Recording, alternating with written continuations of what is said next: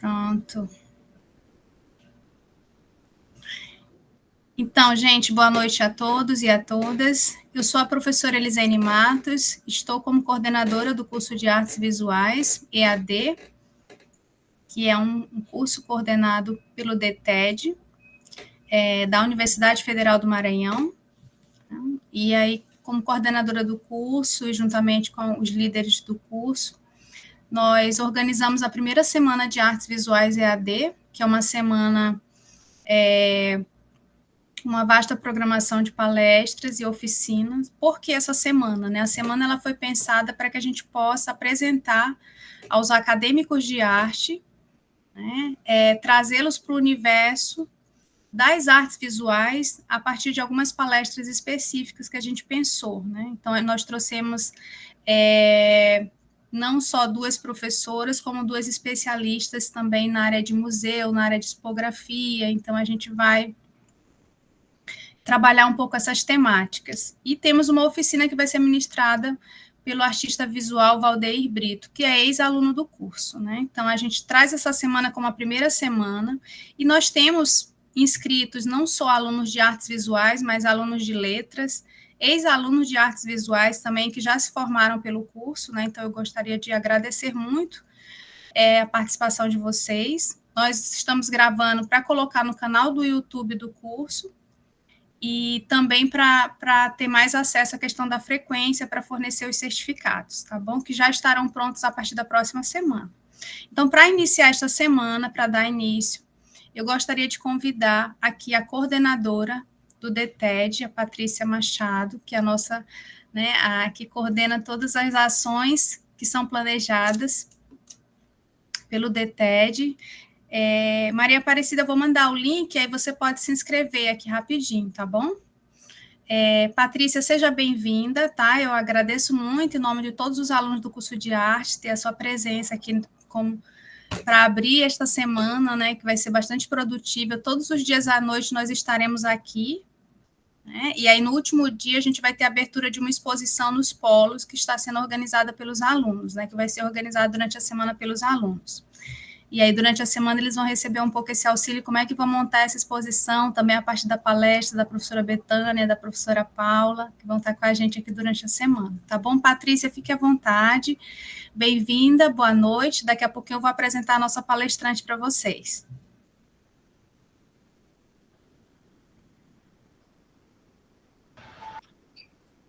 Então, gente, boa noite, né?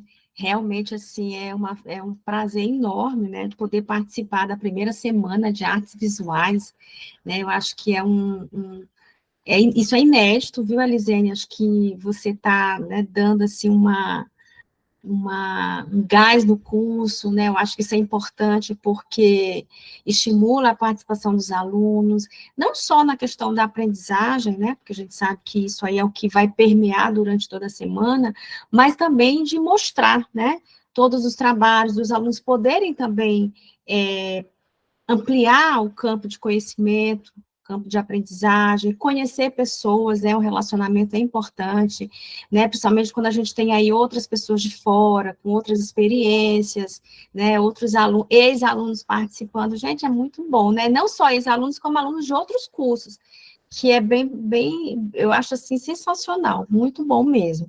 Então, gente, assim, é um prazer enorme, né, nós iniciarmos essa semana com a primeira semana de artes visuais, EAD, né, que eu acho que é um desafio, e aí a proposta da Elisene, assim, é sensacional, então a gente consegue, sim, fazer muita coisa na modalidade à distância, é totalmente possível, então é um evento que marca um momento importante do curso, né, para a comunidade, como eu falei, não só da aprendizagem, mas também da divulgação do curso. Então, acho que isso aqui é um evento, assim, um marco importante para o curso de artes visuais. Então, assim, eu acho que aqui, né, todas as atividades que serão realizadas ao longo dessa semana serão, né, atividades, assim, importantes para o aprendizado, para o conhecimento das pessoas, né, de quem está fazendo o quê e como estão fazendo. Então, acho que realmente é um evento que possibilita aí várias várias conquistas, várias possibilidades, né, de trabalho e de aprendizagem. Então, em nome da DETED, como coordenadora, coordenadora geral da DETED, eu quero agradecer, né, especificamente à coordenação do curso de artes visuais pela organização, né, pela proposta, né, não é fácil montar uma semana, contar com profissionais de fora, né, alunos, durante uma semana inteira, né, então é de segunda a sexta, então realmente merece um grande planejamento, e a Lisene, né, esteve aí à frente, está à frente disso, então, realmente, assim, eu agradeço e parabenizo por essa proposta, né, que está sendo ofertada aos alunos, né, então, queria também destacar a importância da participação de vocês durante essas atividades ao longo dessa semana, né, é bem importante o engajamento, né, para enriquecer o evento, porque o evento está aí, foi pensado, né, com várias temáticas, com professores convidados, mas a presença de vocês, né, o engajamento dos alunos é bem importante, né, para que a gente possa, então, avançar nesse aprendizado. Então, eu desejo que essa semana ela seja extremamente proveitosa, rica, produtiva, inspiradora, tá? E que daqui, né, todos saiam aí com novas perspectivas, novas pessoas, né, conhecendo, se conhecendo. Então, eu realmente desejo muito sucesso para todos, né, que estão aqui, né, novas aprendizagens, como eu falei, novas conquistas aí vão surgir. Tá, gente? Então, uma boa semana para todos, um bom evento, e, e é isso, né? E boa noite. Vou ficar aqui para assistir também a palestra da professora Betânia, Ai, que fiquei bom. bem interessada. Tá certo, gente? Então, bom Obrigada, evento a Patrícia. todos. Obrigada, é uma honra muito grande ter você aqui nesse início de trabalho aqui dessa semana, muito bom mesmo. Eu que agradeço aí Bom, pelo convite. obrigada. Bom, eu vou convidar agora a professora Betânia Pinheiro, né? A Betânia, ela é arte educadora e produtora cultural, é graduada e licenciada em artes plásticas, né? Especialista em artes visuais e está no mestrado em arte da cena pelo Itaú Cultural. Tem experiência, uma larga experiência, que eu nem vou dizer ao tanto para não comprometer a idade dela, né? Em curadoria de projetos, exposições de artes visuais e educativa. Então, todos aqueles que vão trabalhar com educação, os alunos de letras, né? Sabem como é importante a gente ter todo esse vasto conhecimento na área de educação para poder, né, trabalhar. Então, atualmente, ela atua como supervisora de cultura no SESC, na gestão de uma equipe, acompanha projetos de cultura nas linguagens de artes visuais, audiovisual, arte cênica, literatura, memória e patrimônio, arte e educação, né?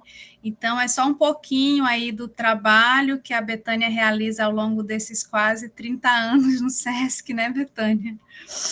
E seja bem-vinda, né? Seja muito bem-vinda, fico muito agradecida, porque todos esses parceiros vieram de forma voluntária fazer essa semana com a gente, então é uma honra muito grande, um agradecimento já, né? Já agradeci, vou agradecer publicamente aqui a Betânia, que vai estar apresentando a palestra Curadoria e Expografia em Artes Visuais. Tá bom, Betânia? Você fique à vontade, tá? Então, como eu já te falei, a gente tem aluno de letras, tem ex-alunos do curso, tem alunos do presencial da UFMA, tem alunos, e principalmente os alunos EAD, né? Então, fique à vontade, e aí qualquer coisa eu estou por aqui também para mediar, para te ajudar, tá bom?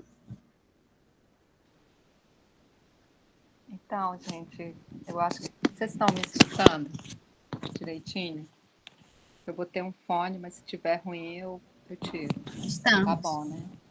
Então, boa noite. Primeiro, assim, agradecer o convite, né? Porque quando alguém convida a gente para um evento dessa natureza, é um compromisso que a gente tem e também a gente perceber que o outro valoriza o trabalho da gente, né? Então, eu também agradeço muito, né, pela confiança da Elisene. Eu acho que a gente já tem aí uma parceria há algum tempo, e eu agradeço muito. É uma responsabilidade muito grande quando você vai falar de um assunto, depois que lê um currículo de um trabalho que a gente vem desenvolvendo na instituição SESC. E eu também faço algumas assessorias fora da instituição, e também tenho um trabalho de assessoria na área de literatura. E isso faz com que eu perceba o quão importante é também a área das letras para a gente, das artes visuais, porque hoje o hibridismo na arte ela é latente, né? A gente não está presa, né? Nós não estamos presos numa caixa, a gente acaba... as artes se expandiram muito no campo das artes cênicas, no campo das artes visuais, quando você vai ver uma performance, quando você vai ver um trabalho construído com uma narrativa escrita, e não só visual. Então, eu percebo que hoje a gente tem que estar transitando, né, em vários lugares. Eu queria começar, gente, lendo algo que fala muito do conceito, poeticamente, vou falar, é uma poesia, uma letra de música, mas que fala um pouco do que a gente pode falar sobre curadoria. Essa música, essa letra é do Vanderly, ele é um cantor mineiro que faleceu há alguns anos, e ele tem uma música chamada Meu Jardim. Aí ele faz uma viagem que eu queria ler para vocês, e depois a gente ia resgatar isso se alguém tiver dúvida. Quando ele diz assim: eu estou relendo minha vida, minha alma, meus amores. Estou revendo minha vida, minha luta, meus valores. Refazendo minhas forças, minhas fontes, meus favores. Estou regando minhas folhas, minhas faces, minhas flores. Estou limpando minha casa, minha cama, meu quartinho. Estou soprando minha brasa, minha brisa, meu anjinho. Estou bebendo minhas culpas, meu veneno, meu vinho. Escrevendo minhas cartas, meu começo, meu caminho. Eu estou podando meu jardim, eu estou cuidando bem de mim. Estou relendo minha lida, minha alma, meus amores. Aí ele vai e diz: estou refazendo minhas forças, minhas fontes, meus favores. Estou regando minhas folhas, minhas faces, minhas flores. Eu estou podando meu jardim, estou cuidando bem de mim. Aí eu queria, começando com essa música, o que vocês acham? Eu queria que pelo menos 2 pessoas falassem. O que você acha que essa música quis dizer para a gente? Eu não estou falando de conceito de nada, só aí a gente... Só queria que 1 ou 2 pessoas. Quem não conseguir abrir a câmera ou falar, ou pode escrever no chat. O que essa letra, esse poema, dessa letra quis dizer?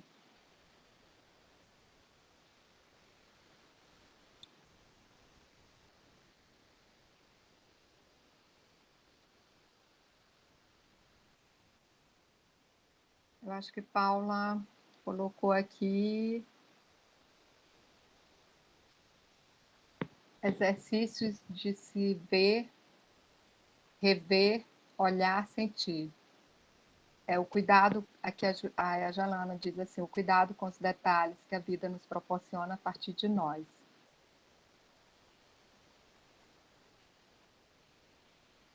Ele fala sempre em rever, acredito que para ver o que deu certo e errado para seguir em frente. Olha, só com essas respostas aqui, é um exercício curatorial de si mesmo. Sabe? É quando você rever coisas, você analisa coisas e você vai perceber o que você precisa deixar e o que você precisa limpar. Curadoria é uma coisa assim. Curadoria é você ir vendo onde você deve ir reavaliando. Antigamente, antes de eu fazer a apresentação, colocar a apresentação para vocês, se falava muito em curadoria dentro do campo das artes visuais. A gente não falava em curadoria em outras áreas. Isso se expandiu tanto que hoje você faz curadoria na área do jornalismo, hoje você faz curadoria nas artes cênicas, hoje você na cultura. Hoje você faz curadoria no serviço de saúde. Curadoria é quando você vai rever aquilo que você precisa, né, selecionar e aquilo que você que tá demais. É tipo assim, às vezes eu vejo numa farmácia as pessoas arrumando as prateleiras. Vocês já perceberam que eles jogam tudo no carrinho e depois eles vão recolocando alguns e algumas coisas ficam no carrinho. Então, ali é um trabalho de curadoria. Eu estou tirando o que está vencendo na próxima semana, estou tirando o que vai mudar de preço, eu estou tirando o que já pode estar vendido virtualmente, que não pode ficar ali na prateleira porque alguém já comprou. Então, ela não é possível estar naquele lugar. Ela já não cabe naquela categoria de exposição ali, ela tem que ser retirada. Então, curadoria, ela faz isso, ela permite esse exercício de você rever tudo. Elisene falou uma coisa, eu acho que foi na fala dela, que ela disse que no final os polos vão realizar uma exposição. Eu acredito que, eu não sei de final de qual é o tempo, que essas pessoas que já estão pensando na exposição, elas... Quem está falando que o microfone está baixo, eu vou tirar o fone, vou ver se fica melhor, tá?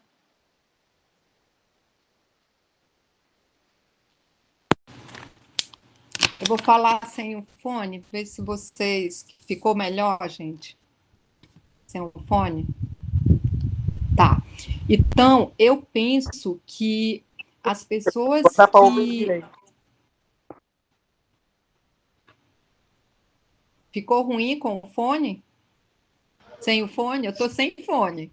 Não, tá ótimo, professora. Ah, tá. Tá ótimo. É porque eu vi que alguém falou que estava... Então, eu penso que as pessoas que vão montar essa exposição, eu acredito que elas já saibam quantos trabalhos elas vão expor, onde elas vão expor e como vão expor pelo espaço que elas têm. Eu penso.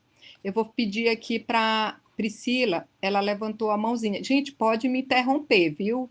Porque se vocês deixarem, eu não vou deixar vocês falarem. Priscila, pode falar. Boa noite, desculpa, Boa noite. porque eu moro no Estreito, hoje teve um caos aqui, aí esses botões aqui do meu telefone ficou meio apreensivo, viu? Foi sem querer. Teve um caos aqui no Estreito, uma tempestade, chuva de granizo, quebrou muita coisa, e eu tô chegando agora, e eu resolvi ligar. Meu telefone ficou assim também. Tá.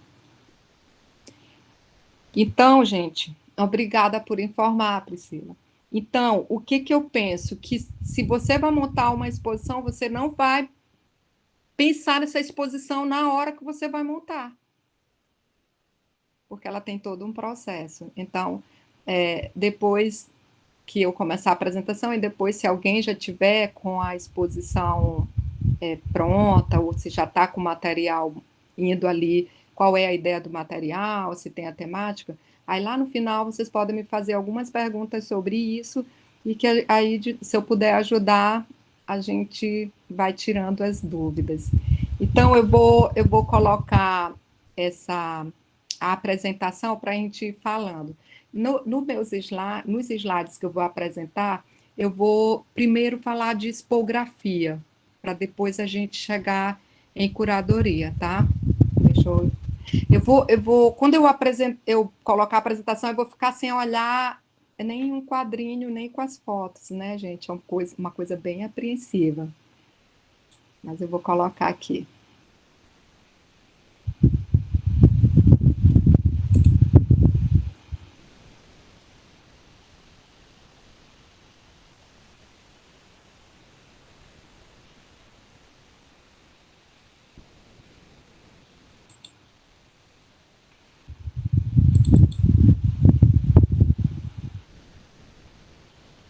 Agora, é vocês que vão me dizer se abriu a apresentação. Abriu sim, Betânia. Ah, tá. Deixa eu abrir total aqui. Então, esse trabalho que eu vou falar para vocês, dessa experiência, foi de um projeto que eu fiz a curadoria recentemente. Eu preferi escolher esse trabalho porque ele está recente e que vocês depois podem até olhar no perfil do ateliê da artista Marlene Barros. Só para fazer uma introdução, esse trabalho ele foi feito para a gente submeter um projeto a um edital. Então, essa exposição ela foi realizada a partir de uma contemplação através de um edital. Aí a gente fez a curadoria, fez a montagem e fez também a curadoria educativa dessa exposição. Mas eu não vou falar de curadoria educativa, porque isso aí já vai estar em um outro momento com vocês, com Paula Barros. Eu vou estar falando de curadoria e expografia de exposição. Como você pensa a exposição, como você desenha essa exposição e como é que você seleciona para essa exposição. Eu vou falar sobre expografia e curadoria a partir de um projeto recente que eu fui curadora. Opa. Isso. Gente, toda a exposição ela é realizada a partir de um acervo. E nós, de artes visuais, às vezes as pessoas pensam que eu vou para a sala de aula, eu sou professora, e só quem lida com isso é quem vai trabalhar em um museu, em uma galeria, e não é. O professor, ele também é um gestor de acervo, o professor de artes visuais é um gestor de acervo, porque geralmente os resultados dos alunos, há um interesse da gente fazer uma exposição desse material. Então, ele é um gestor de acervo em potencial. Então, como é que eu vou gerir o acervo dos meus alunos, da minha escola? Sei lá, não sei. Eu sou responsável por algum acervo da escola? Eu sou responsável pelos trabalhos que a escola tem? Não sei, mas que a gente gere dos nossos alunos, a gente gere.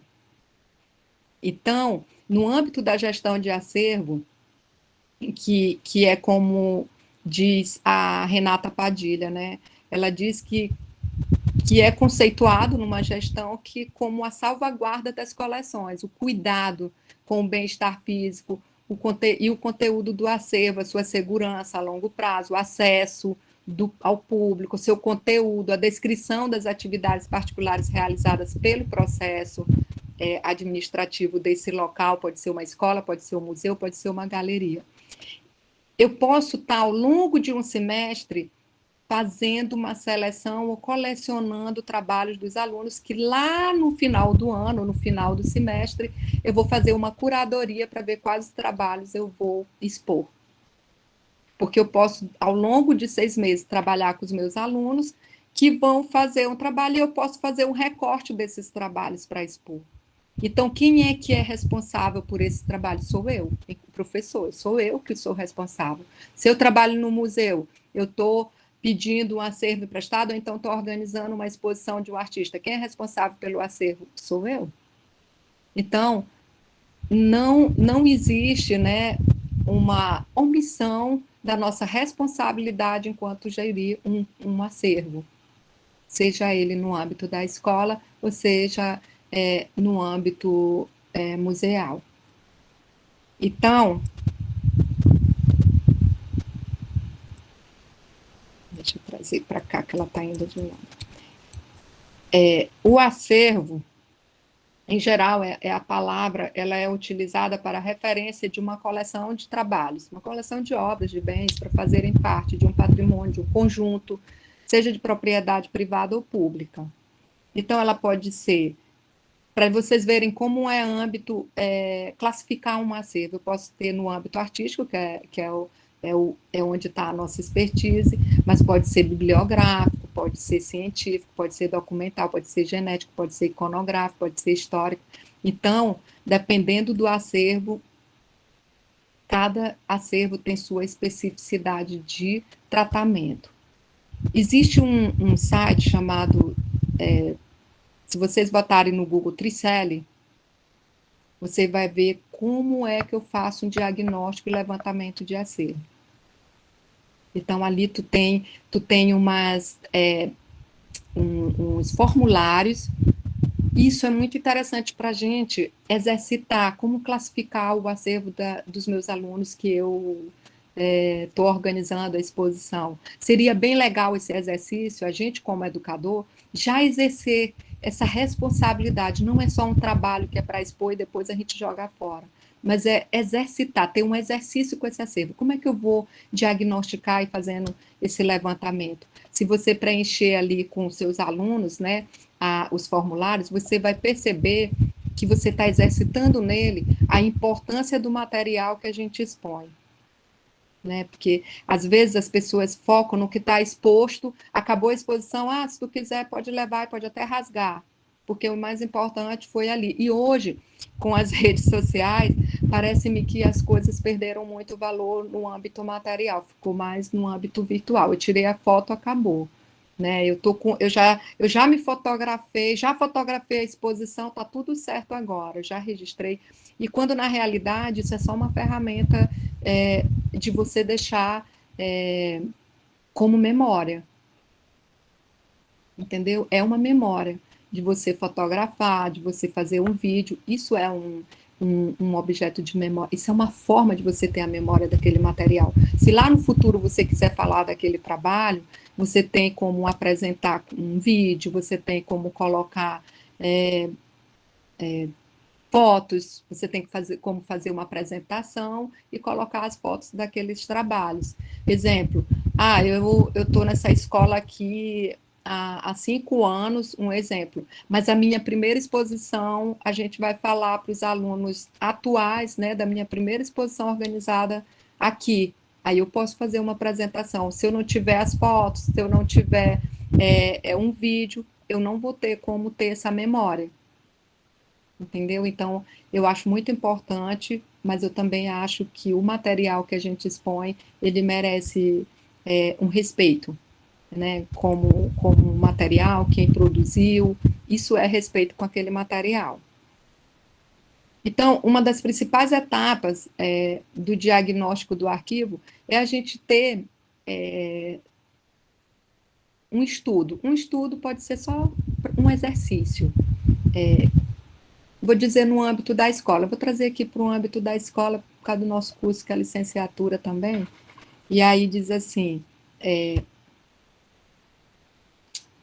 eu vou ter um histórico da escola onde eu estou, né, desse espaço, eu vou fazer um levantamento, né, do que tem ali na escola, quantas exposições já tiveram, de que alunos, de que ano foi e tal. Eu posso fazer esse levantamento.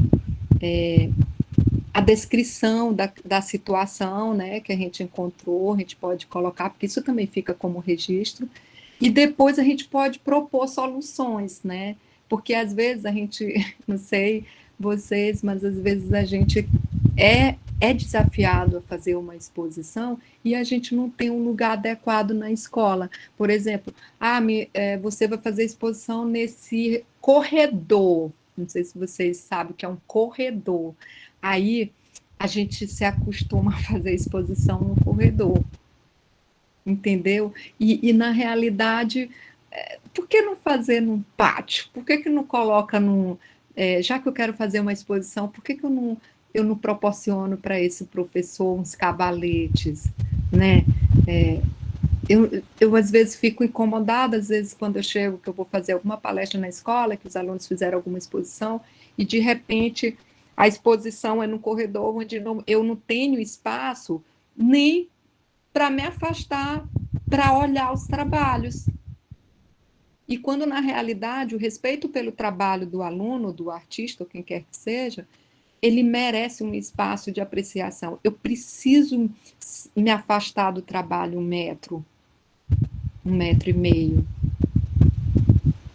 Porque é eu me afastando é que eu vou ter uma visão geral do trabalho. E, às vezes, a situação que a gente encontra, né, ou do trabalho ou do espaço, elas não são dignas do trabalho da gente, né? Eu estou falando isso não só no âmbito da escola, mas eu também estou falando no âmbito dos espaços que a gente faz exposições de artes visuais. Às vezes, outro dia eu vi uma pessoa, né, numa exposição, e o dono lá, o diretor daquele espaço, disse a nossa galeria, e aí um artista ficou muito chateado e disse assim, eu vou pegar esse microfone e vou dizer que isso aqui não é uma galeria, isso aqui é um hall de passagem, e que eles adaptaram para botar alguns, fazer exposições de artistas, e todo mundo passa aqui nesse corredor, nessa área, nessa recepção para ir resolver alguma coisa, e às vezes nem percebe e acha que isso aqui é material decorativo do espaço. Então, não é um espaço adequado para dizer que é uma galeria. Aí eu até disse assim, não, mas esse não é o momento para te conversar. Nesse momento, tu está tendo uma abertura de exposição de outro artista e tu vai polemizar o aniversário que não é teu. Então, polemiza quando for a tua. O artista não merece que a gente pegue o microfone e faça ele está tão feliz com a exposição dele que depois vocês podem se juntar, fazer um documento, enviar para o espaço, olha, a gente queria um espaço fechado, mais digno e tal, não queríamos essa entrada e tal. Então, esse não é o momento. A gente perde força quando a gente se posiciona na hora e no lugar errado. E isso acontece muito com a gente de cultura, assim, com nós. A gente acaba polemizando num espaço onde a gente perde a força. A gente tem que ver o ambiente, a hora de falar, e é aí que a gente pode ser ouvido com dignidade, e não parecer a pessoa revoltada. Aí vai aquele discurso assim, meu Deus do céu, os artistas parecem que só vivem inconformado. Não é. Não é inconformação, não é só vive inconformado, a gente não só vive inconformado. Nós lutamos por um respeito pelo nosso trabalho de cultura, que é totalmente diferente de viver inconformado. É incômodo de outras áreas terem um tratamento e cultura não ter. Então é bem isso, que às vezes às vezes esse discurso que se coloca todo mundo no mesmo patamar, e quando na realidade não é. A gente só está tentando respeito para o trabalho da gente. Então, o que a gente entende por acervo, né, gente? Que eu falei para vocês. É diagnosticar. Esse acervo se aplica a um conjunto de obras produzida por um artista ao longo da sua produção, ou é um conjunto de trabalhos que a gente juntou aí 6 meses para os alunos? Quais são esses trabalhos? É desenho? É pintura? É escultura? É colagem? É fotografia? É vídeo? Então, a gente tem que ter essa expertise de não colocar tudo sem a classificação. Tem umas pessoas que dizem assim, como é que diz assim, são vários trabalhos artísticos. São vários trabalhos artísticos, mas eles são trabalhos artísticos de que técnica? Não sei não, são umas pinturas lá. Aí quando a gente deixa as pessoas falarem do nosso trabalho assim, parece que desclassifica, né, o trabalho da gente. Parece que a gente é qualquer coisa, o trabalho artístico é qualquer coisa. O trabalho artístico, o acervo de alguém não é qualquer coisa. Entendeu? Não é qualquer coisa. É um trabalho que imprimiu ali um processo de criação, imprimiu ali tempo e dinheiro. Ninguém ganha tinta. Ninguém ganha. A gente não acha pincel em árvore. A gente compra. Então, o trabalho artístico, exposição, tudo que envolve a cultura, ela tem que ser, sim, precificada. A gente tem que aprender a precificar o trabalho da gente, entendeu?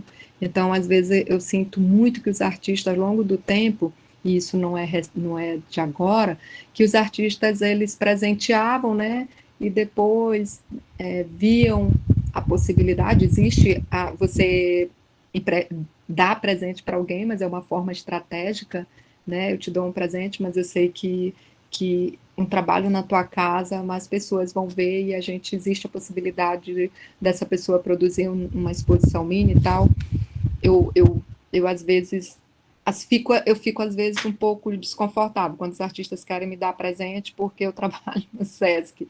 E isso não vai fazer como, assim, tipo, te dar um presente de uma obra e que isso vá favorecer alguma decisão. Não, de jeito nenhum. Então, os artistas já me conhecem e a equipe da gente que trabalha com artes visuais, que não é você presenteando com um trabalho que vai fazer com que você esteja contemplado num edital.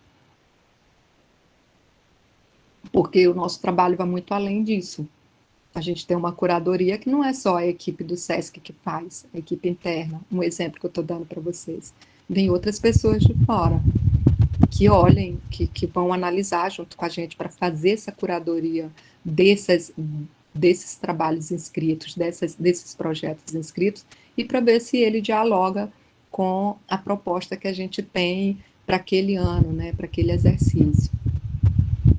Então, a aquisição, só para falar sobre a aquisição de obras, da gente ter um acervo, a gente pode ter acervo da nossa autoria, quando você é artista, você pode ser adquirido, entendeu? Pode ser, às vezes eu vou em ateliê de artista que ele tem trabalho dele e tem trabalho de outros artistas que deram para eles durante, por exemplo, eu fiz uma exposição coletiva com alguém e o trabalho a pessoa me deu, aí fica no ateliê daquele artista, mas nem sempre aqueles trabalhos todos que estão lá é dele, pode ser de outro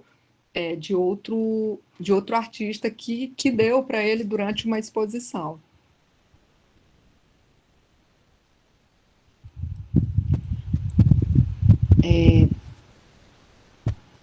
Deixa eu só ver se está ok isso aqui.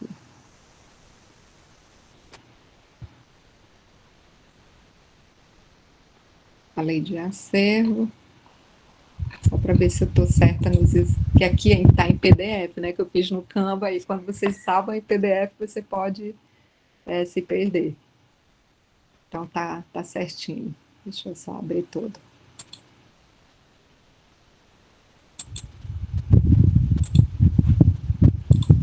Acho que ficou melhor do outro jeito.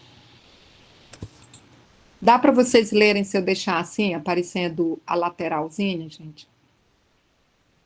Dá sim. Então, olha só, o processo de musealização configura-se como uma série de ações sobre os objetos, sendo a musealização aqui que a gente fala só do processo, mas esse processo ele pode ser numa escola, ele pode ser numa galeria, porque é essa atuação com que tu vai selecionar para expor é que a gente chama de processo de musealização, porque faz parte de toda a forma de como você vai lidar com aquilo, de como você vai classificar, de como você vai selecionar, como você vai conservar, como você vai documentar. Então, tudo isso faz parte desse processo que a gente chama de musealização. Então, configura-se com uma série de ações sobre objetos, como aquisição. Como é que eu adquiri? Na escola, a gente adquire através de projetos realizados com os alunos, que vai culminar em uma exposição. Então, como é que eu adquiro o material para uma exposição numa escola? Através de projetos que a gente realiza em sala de aula. Aí, depois, pesquisa. Isso aí vai muito dentro desse processo. Para o professor que está desenvolvendo, ele faz parte lá do processo de elaboração. Quando você tem digamos, um tema que você vai ajudar, sei lá, propor a pesquisa e que dali vai surgir a produção daquele trabalho. Aí depois, como é que a gente vai conservar? Geralmente na escola a gente faz com papel, né, que é o material mais acessível para a gente. Então a gente faz papel, eu não posso deixar o papel num local úmido. Então eu tenho que ter uma forma de guardar, pode ser dentro de um plástico, pode ser com papel entre uma folha e outra, mas eu não posso deixar em lugar úmido. E se ele tiver relevo, por exemplo, se eu tiver colagem, mais ainda. Aí é que eu não vou poder botar outro papel em cima se não tiver totalmente seco, porque senão eu vou danificar aquele trabalho que tinha uma proposta de colagem. E depois a documentação, é muito legal a gente trabalhar com qual é a técnica, quando foi feito por quem, entendeu? São aquelas informações que nas exposições a gente bota na etiqueta, né? E quem é o artista? Como é o nome dele? Ele tem um nome artístico? Então, é o nome artístico que vai botar o nome da pessoa, né? E depois o nome artístico. Tem muitos artistas que têm, né? No nome, tem o seu nome e um nome artístico. Hoje mesmo, eu vou só dar um exemplo para vocês de uma situação hoje. Tá vindo um escritor para cá, um lusófono, eu não sei se ele é de Moçambique, não me lembro. E na hora que a gente foi fazer a hospedagem dele, e a gente colocou o nome dele, como se chama o nome que ele assina nos livros. E só hoje enviaram para a gente uma foto do passaporte dele, o nome dele não é igual o nome que ele assina os livros. Então, quando ele chegar no hotel, ele vai achar como outra pessoa. Então, é muito bom para algum tipo de documentação, você ter o nome mesmo, o nome da pessoa e depois o nome artístico. Porque, por exemplo, para uma inscrição, para uma hospedagem, para alguma coisa, você vai ter que ter o seu nome mesmo, aquele que está lá no seu registro. Porque as instituições, elas não são obrigadas a saber o seu nome,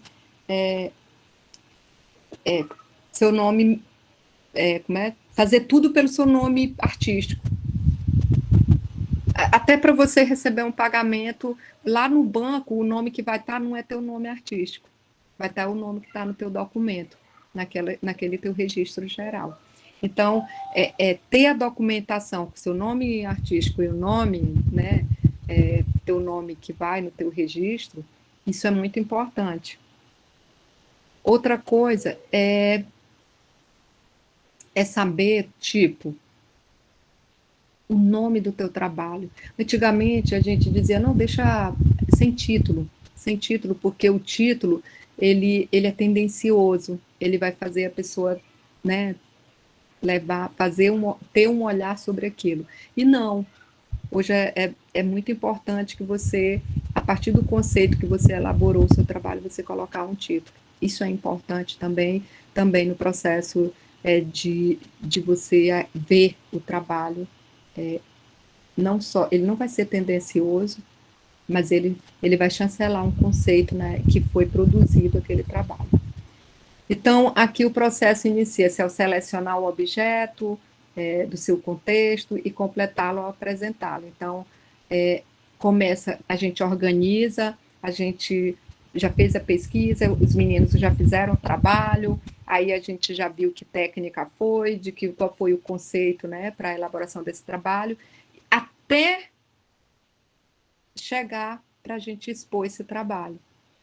Então, a exposição é a última etapa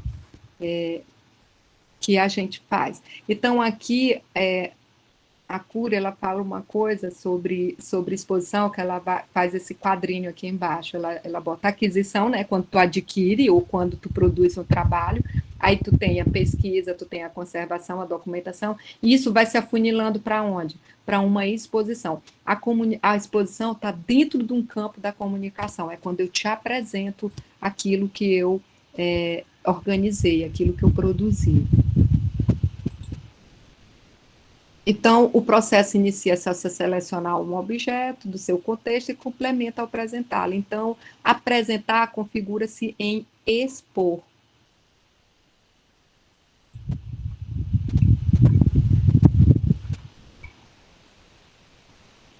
Aí, como é que eu faço isso, né, gente? Como é que eu faço essa curadoria expográfica? Ela é um conjunto de técnicas para o desenvolvimento de uma exposição. É um espaço construído, ele pode ser físico e simbólico também. Então, eu posso fazer uma exposição virtual, eu posso fazer uma exposição conceitual, onde eu só falo para vocês como é essa exposição e você vai internalizando na sua cabeça, a partir da sua experiência, que exposição é essa. Então, existe várias formas hoje de você fazer esse desenho expográfico. Então, é formado por 3 elementos básicos, essa expografia, o conteúdo, a ideia e a forma. Somados, eles geram a percepção e a experiência estética. Uma expografia é, antes de tudo, a construção de um espaço, que pode ser comparada com a tarefa de escrever um texto. Não sei se aqui tem aí no grupo, se nós temos aqui no grupo pessoas que já escrevem, porque se compara a exposição com o ato de escrever. Ó, no texto você tem um tema, você tem um título, você tem um parágrafo, você tem palavras, e depois tem o quê? Como se relaciona com aquilo, a leitura. E aqui na exposição a gente tem um tema, a gente tem um título, a gente tem os módulos da exposição, a gente tem os objetos que vão estar expostos, e, por último, a gente tem o quê? A visitação. Então, se compara a organização de uma expografia, a gente se compara à prática, né, da leitura, de como a gente vai criar uma narrativa escrita.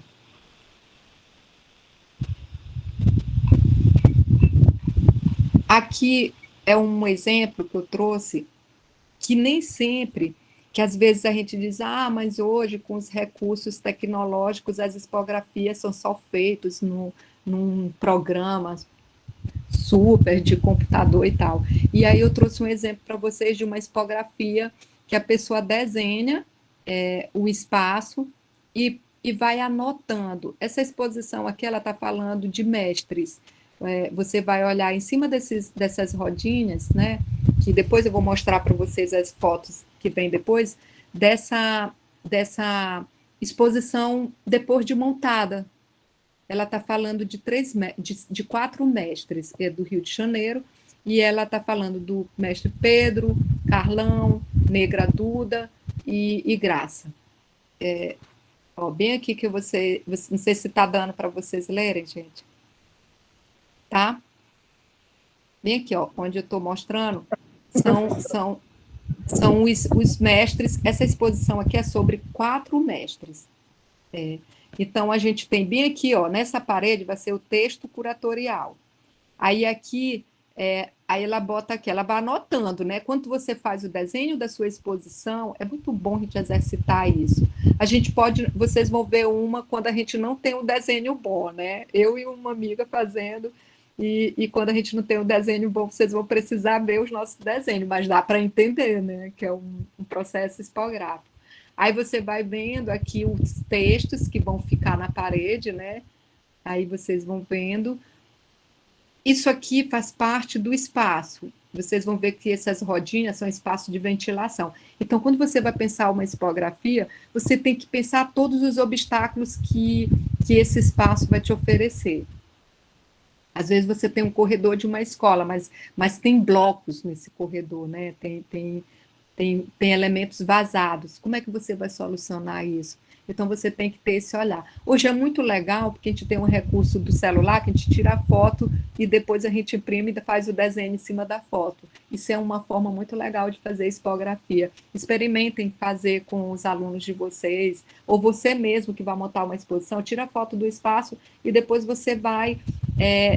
você tem as medidas e você vai ver quais os trabalhos que vão caber naquele lugar. Por aqui, por exemplo, você está vendo que ela coloca a metragem disso aqui, é 1 metro por 1,5, eu acho. Então, ela já viu que dá para colocar nesse espaço, entendeu? Então, isso é muito legal para a gente pensar os espaços onde a gente vai expor. Porque a pior coisa é tu levar um trabalho, quando tu chegar no espaço, não deu. O trabalho é mais alto, o trabalho é muito pequeno, ficou perdido naquela parede.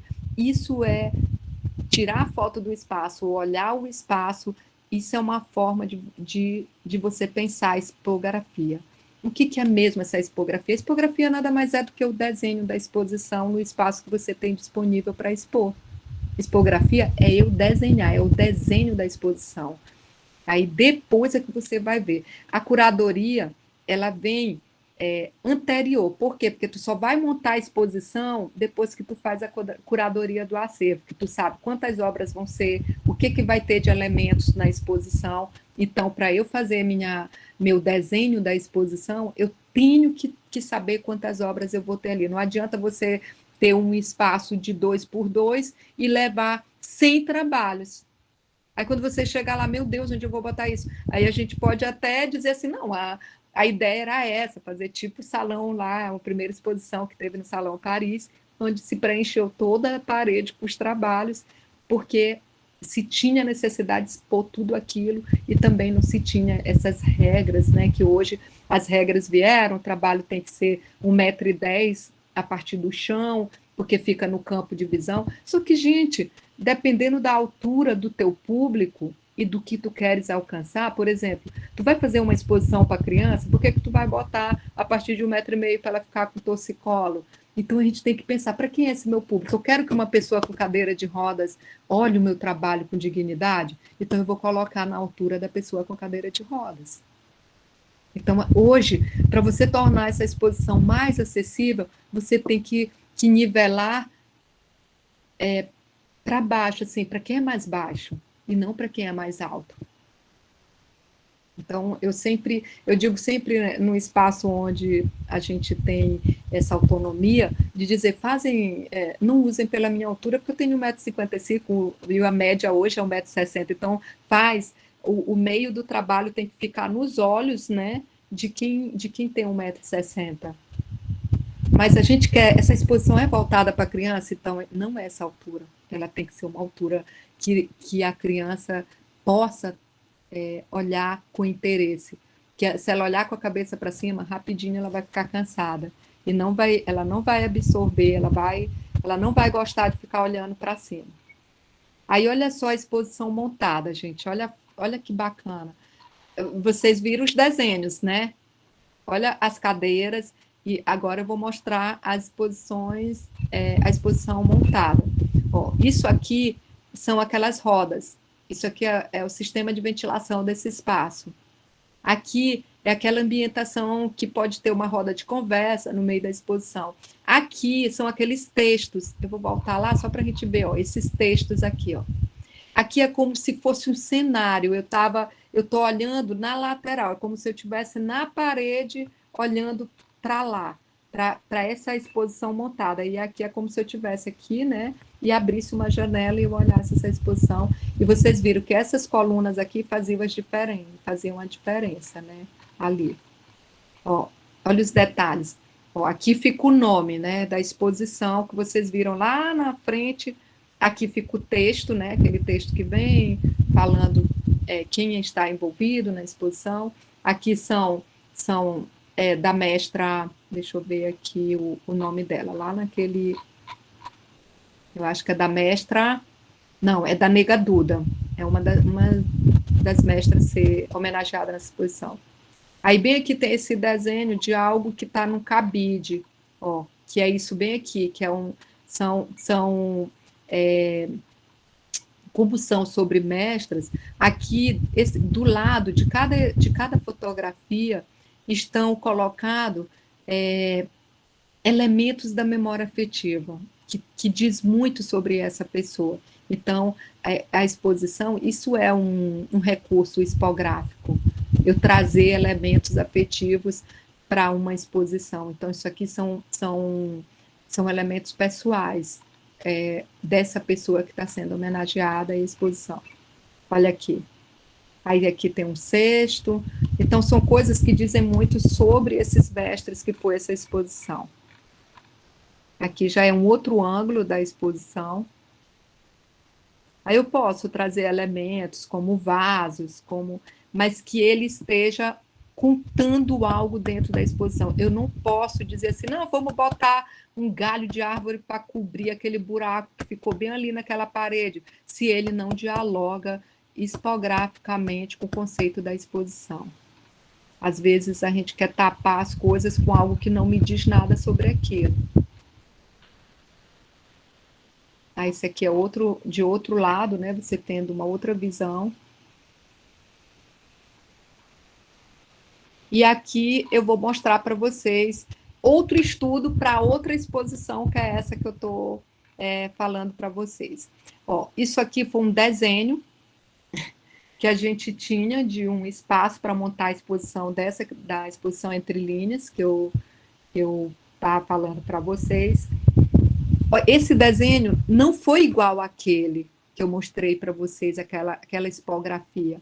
Esse aqui é uma proposta que a gente pensou de usar. Isso aqui era uma obra, uma instalação, essa aqui é outra, essa aqui era outra instalação, aqui era uma instalação com fotos em formato circular, e aqui, onde tem escrito Entre Nós, era uma obra que tem uma trama, ela leva mais de 2 metros, feita de crochê, e que as pessoas passariam por baixo. E aqui seriam outros trabalhos que ficariam na diagonal. Esse foi o primeiro estudo que a gente fez. Eu não comi essa franga, me foi da cara. Alguém quer falar alguma coisa? Hein, gente? Que eu não consigo olhar vocês. Não? Não, Betânia. Ah, então Não, tá. no momento não. Então aqui é uma outra proposta de eu desenhar uma exposição com lápis e um bloquinho. Então aqui a gente pensou, porque o nosso espaço ele era um espaço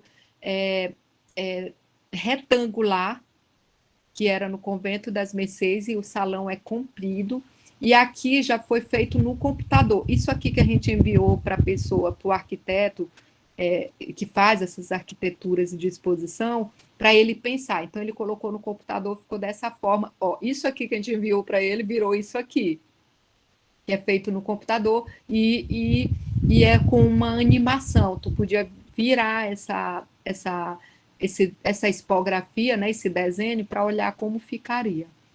Mas, às vezes, a gente faz um desenho e depois que a gente vai montando, a gente percebe que a gente poderia mudar algumas coisas. Isso aqui é já a gente olhando de outra visão, né, que eu tirei um print do vídeo, olhando a exposição, como ficaria, e a gente percebeu que tinham essas portas lá nesse espaço. Então, aquele trabalho circular das fotos, os casacos, aquele que ficava pendurado e aquela instalação com fotos. Isso aí foram os desenhos. Aí, como eu não estava entendendo como ia ficar o do crochê, ele desenhou algumas pessoas embaixo para a gente ter noção dessa montagem. Aqui era circular com fotos, até então a gente tinha essa escultura que a gente ia trabalhar aqui, era uma instalação de vestido de noiva e tal.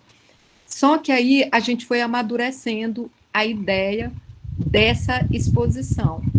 A gente foi para o espaço que a gente tinha era esse, que a gente fez a expografia que a gente desenhou. Só que quando a gente chegou nesse espaço, nós achávamos que essas aberturas, elas eram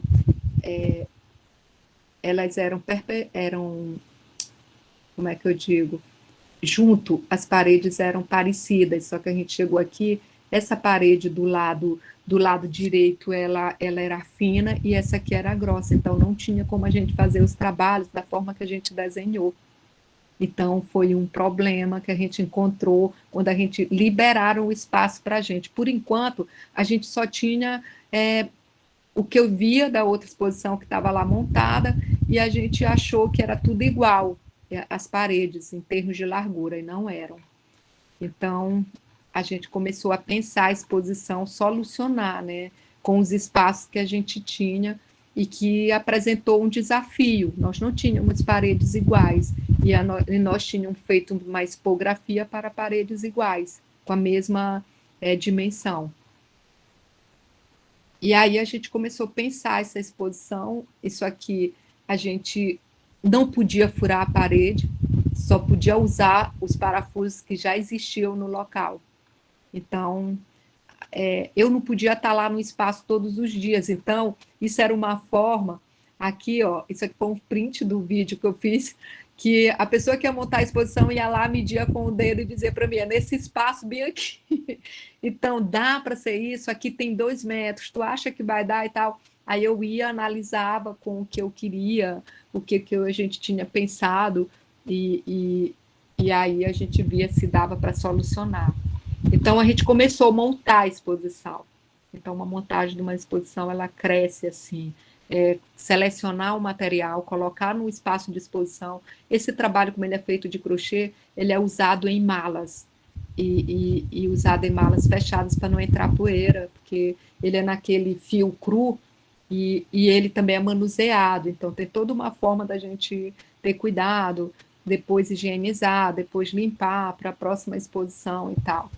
Então, a gente começa a montagem da exposição com o desafio do espaço que se apresentou para a gente.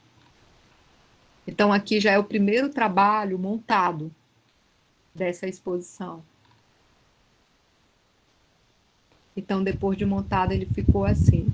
Lá na expografia, vocês percebem que não tinha esses respiros com tecido, que aqui é voal.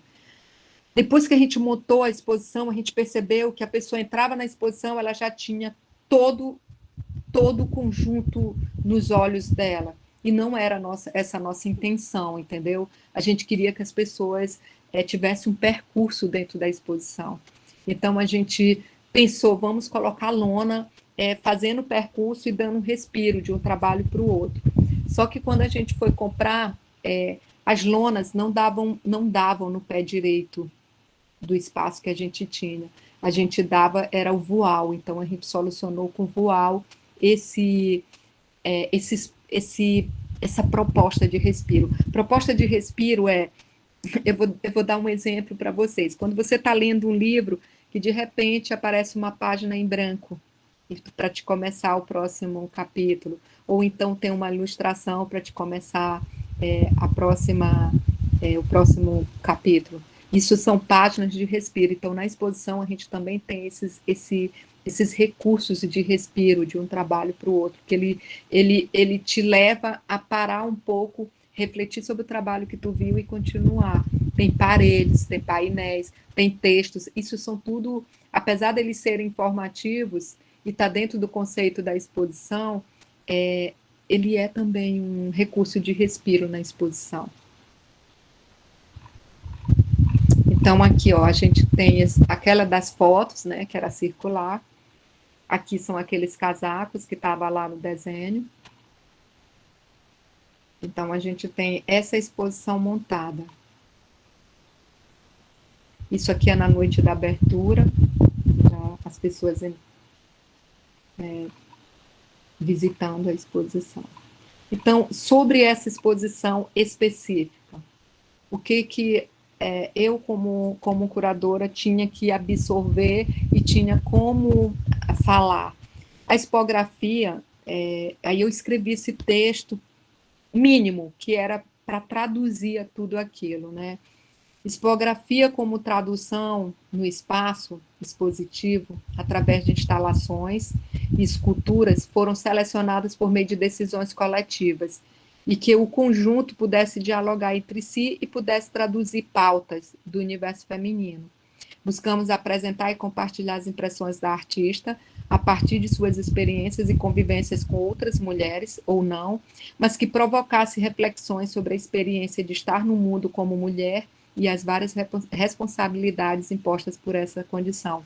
Então, nós estávamos ali com 6 instalações que falavam do universo feminino e que faziam a gente dialogar com aqueles trabalhos e traziam conversas, né, sobre nós mulheres. Então, nessa exposição, ela também tinha um texto, toda a exposição que você é responsável e que você organizou essa exposição, você também tem que ter um texto curatorial. Então, eu escrevi um texto para essa exposição. Isso aqui, eu só fiz um detalhe, né, um resumo de tudo, porque eu tinha que passar para a artista sobre o que eu absorvi da nossa conversa. Uma curadoria, uma expografia, para montar uma exposição, você tem que partir de muita conversa com o artista, saber o que ele quer. Não adianta o curador decidir colocar um trabalho numa exposição onde a artista não queria. Então, na noite de abertura, ela vai estar com uma angústia, ela, poxa, eu não queria esse trabalho aí. Ou então, poxa, eu queria tanto que um trabalho tivesse aqui e ele não está. Então, a curadoria, para ela ser plena, né, ela tem que ser dialogada com o artista, não tem que ser imposta pelo curador. Eu não sou a favor da imposição, eu sou a favor de diálogo e coletividade. Então, essa exposição entre linhas, ela foi dialogada entre uma produtora, um arquiteto de tipografia e a curadora e a artista. Então, uma exposição, seja ela numa escola, seja ela numa galeria ou num museu, ela não é construída sozinha. Tem que ser valorizada a experiência da coletividade que tá ali envolvido com aquele trabalho. Eu vou aqui mostrar para vocês, aí vocês podem depois ver o que é expografia. Esse vídeo aqui, ele está no Tricele, no site, e ele é um vídeo de 14 minutos. Eu não vou usar, eu só trouxe para mostrar para vocês, se vocês tiverem curiosidade depois. Eu acho que é o diretor do Tricele que faz um resumo do que é a expografia. Então, essa pessoa aí foi uma das coisas que eu achei mais se adequa àquilo que a gente quer saber com o tempo que a gente tem. Porque, às vezes, a gente vai falar sobre expografia e, às vezes, a pessoa faz um vídeo tão grande que, às vezes, a gente nem tem tempo de assistir 50 minutos. Mas 14 minutos dá para a gente assistir o que essa pessoa com experiência, né, sobre isso, desse site tão necessário e importante, tem para falar sobre o que é expografia. Então, esse vídeo eu indico, se vocês tiverem interesse depois. Gente, até aqui eu falei sobre expografia. Aí eu queria abrir, para depois eu ter aí o que ali? Uns 20 minutinhos, ou uns 20 minutos ou 15 minutos para eu falar sobre curadoria. Aí eu quero, se alguém tiver alguma coisa para perguntar ou para colocar, a gente pode ter esse agora, né? E depois eu inicio curadoria. Ok, então, gente, eu coloquei até aqui o linkzinho que a TV Mirante fez uma reportagem da exposição da Marlene Barros. Ai, que para bom. depois eles assistirem, se quiserem, para ver um pouco como é que ficou a exposição mesmo, um vídeo mais de perto, né? Isso, porque eu não falei, e aí, se alguém quiser da fazer alguma exposição pergunta, fiquem à vontade, gente. A gente vai abrir agora rapidinho. Gente, tá tudo bem. Juliana. Oi. Oi. Boa noite. Que você falou sobre na exposição, você coloca uma obra de arte, aí você tem que falar sobre ela, né? Como ela foi feita, o material. Mas tem como dar para a gente um exemplo para saber exatamente o que tem que colocar? Como tem o quê? É porque você falou que quando vai fazer a exposição de uma obra sua, você vai falar o significado dessa obra, né, tal, e como ela foi produzida, a técnica, tudo. Tem como dar algum exemplo para a gente, nem que seja mandar no grupo para a gente ver depois? Tem, eu posso passar para a Elisene bem assim, aquilo que não vai fazer vocês perderem tempo, assim, ai meu Deus do céu. Não, é o básico que dá para informar sobre aquilo, entendeu? Tipo, no título, eu posso mandar para vocês, assim, esquematizadinho, só para vocês irem respondendo. Técnica, nome, ano. É praticamente aquilo que a gente coloca na etiqueta, mas na etiqueta vai resumido. Na documentação do trabalho, é legal você colocar o conceito daquele trabalho. É muito importante.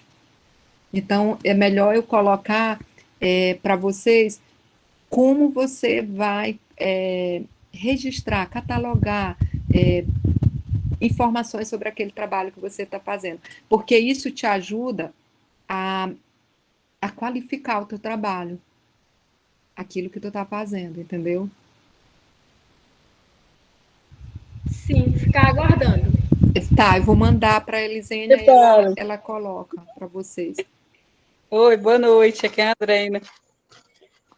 Eu fui numa exposição lá em São Luís e eu vi isso aí, em toda a exposição, nos quadros, tinha até uma obra de arte de crochê também, e lá estava falando sobre a obra do lado, sempre tinha algo do lado das obras, para identificar. Nessa exposição específica em si, a gente usou o recurso do QR Code. Cada obra tinha um QR Code do lado que te levava para o memorial descritivo dessa obra. O que é um memorial descritivo? O memorial descritivo é eu falando do conceito daquela obra, entendeu? O que o artista escreveu sobre aquela obra. Então, nessa exposição específica, a gente colocou um QR Code, a pessoa apontava lá a câmera e ia direto para o texto.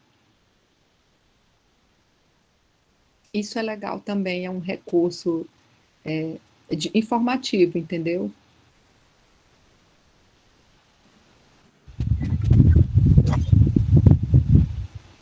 Oi, boa noite.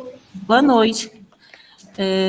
Uma dúvida que me ocorreu aqui, no espaço escolar, pensando na nossa realidade, né, de interior do Maranhão, eu quero fazer uma expografia sobre determinado artista. De repente, eu não tenho esse contato. Digamos que é um artista...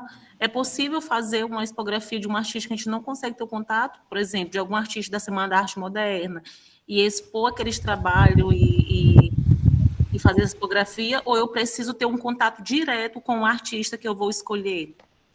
Então, por exemplo, eu não sei se eu entendi tua pergunta, mas eu fiquei pensando assim. Digamos que tu vai fazer uma exposição sobre Van Gogh. Um exemplo. Vou dar só um exemplo. Tu está trabalhando... Não, vamos trazer um artista brasileiro. Você está trabalhando sobre Cândido Portinari. E você quer fazer um recorte do trabalho de Cândido Portinari só de brincadeiras infantis, porque Cândido Portinari tem um trabalho que é uma série só sobre brincadeiras no interior, onde ele foi criado no interior de São Paulo. E isso dialoga muito do aluno que mora no interior se identificar com aqueles trabalhos. Aí tu quer fazer um recorte desses trabalhos. Tu não precisa ter contato. Primeiro, porque eu acho que sempre a fundação dele está disposta, tu vai adquirir as imagens a partir da internet, porque ela é domínio, tu pode tirar, é um trabalho pedagógico, tu está usando na escola, tu não vai expor numa galeria, por exemplo, eu não poderia expor no SESC, se não tivesse a autorização do filho, né, e de quem gere a obra dele. Mas na escola, para fins pedagógicos, pode sim. Eu posso adquirir as imagens, trabalhar com os meus alunos sobre a vida e obra daquele artista, e o espaço que eu tenho, eu vou ver como é que eu vou fazer. São 10 trabalhos, são 20, esse espaço que eu tenho vai ser dentro da sala de aula, porque também tem isso, né, gente? A gente pode fazer exposição dentro da sala. Eu vou escolher, na sala com que eu trabalho, eu vou escolher uma parede onde, de 2 em 2 meses, eu vou fazer a exposição de um artista ou dos alunos. Também pode ser uma exposição numa parede que eu selecionei, que lá que vai ser meu espaço para expor. Então, tu vai fazer a expografia desse espaço bidimensional, entendeu? Que é uma parede de altura e largura. E aí dá para te fazer... Não, eu vou usar trabalhos no tamanho A4, dá para eu colocar 8 trabalhos, aí ali eu vou trabalhar as informações de cada trabalho, quando foi feito, como é o nome do trabalho, qual o ano que foi feito, vou botar as informações no papelzinho, pedir para os alunos fazer essa pesquisa e eles mesmos fazer essas etiquetas e colocar do ladinho da obra. Então, vocês têm como exercitar isso desde que você tenha acesso à imagem, tenha como imprimir.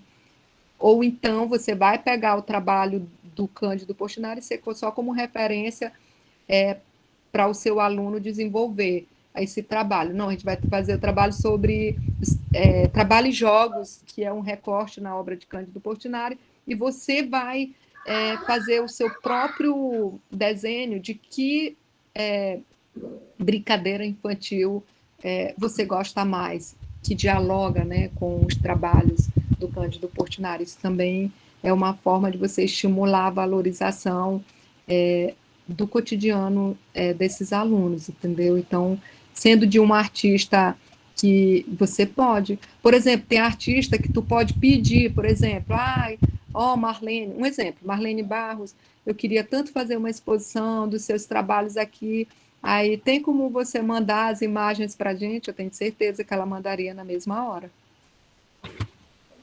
Eu entendi, professor. Então, dentro dessa amostragem, né, dentro dessa expografia, eu posso fazer um diálogo, né? Por exemplo, como você citou, eu posso fazer um diálogo com a intenção que eu pretendo com meus alunos. Isso. Certo. E que dialogue com o espaço que tu tem disponível, né? Tá bom. Entendi. Obrigada.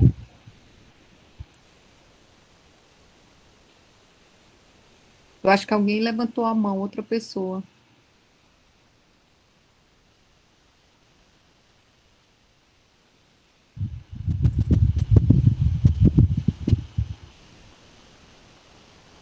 Então eu posso continuar, né? Pode sim, Betânia. Então vamos para a curadoria, né?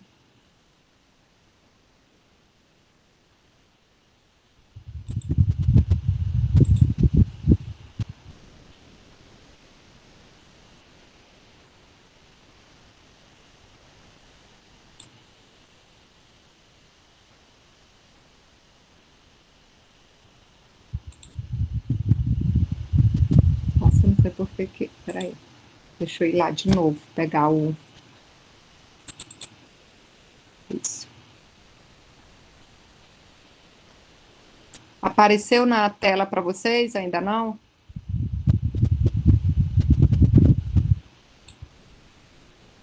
Vou ir lá de novo.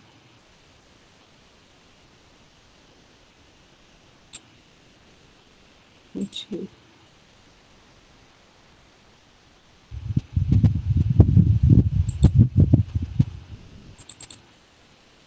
Apareceu, gente?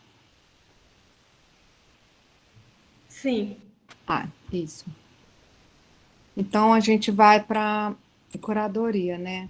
Como surgiu, por quê, para quem, né? E o que significa ser um curador? Gente, nós somos curadores e a gente nem sabia que a gente era.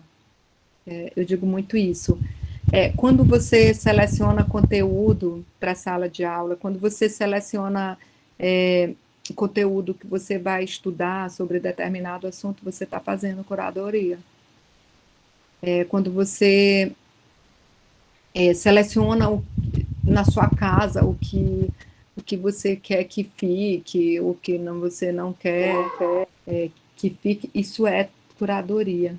Você está selecionando. Ser um curador é você ter uma referência antes. Por que eu vou saber, né? Como eu sei o que é para ficar e o que é para descartar? É porque eu já tenho uma ideia na cabeça, eu já tenho uma referência do que eu quero na cabeça.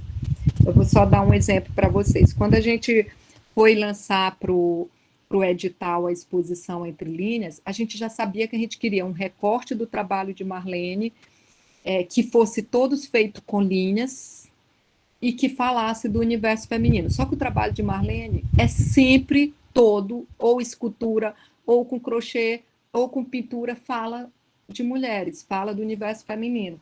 Então, mas a gente selecionou de uma técnica, que era todos os trabalhos tinham que ser com linhas, tinha que, dentro da sua técnica, tinha crochê, bordado, colagem, com linhas.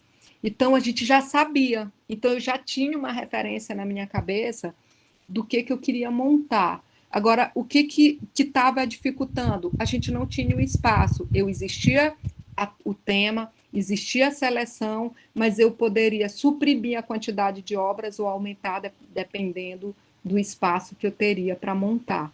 Então, a gente andou em São Luís procurando espaço, só que tinha espaço que dava para montar só aquele primeiro trabalho, que era o Entre Nós, que é mais de 4 por 2. Então, tinha espaço que tomava a sala toda e a gente não ia expor os outros trabalhos. Mas não era essa a nossa intenção de uma exposição de apenas uma instalação. Então, todo curador ele já tem uma ideia, ele já tem uma referência.